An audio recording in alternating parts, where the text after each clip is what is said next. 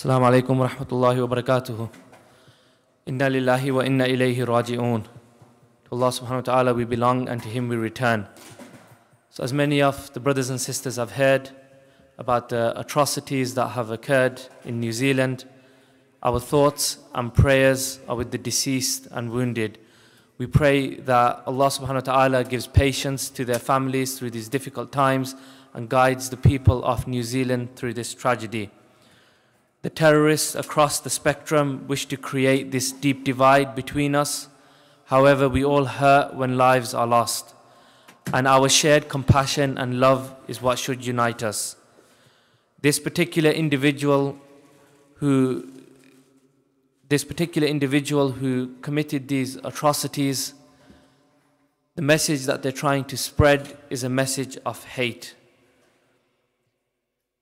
So collectively, we all need to challenge any form of extremism, and we all collectively need to keep our community safe. We are grateful to the police for their continued support, and we will be working closely to ensure that our community is kept safe. Inshallah, today's khutbah will be delivered by our Imam, Sheikh Zakallah Salim. He will have some very important messages which he's going to deliver. Encourage everybody to pay attention, and inshallah we hope that as a community we can all come together and inshallah move forward with regards to what has occurred. Jazakumullah khair.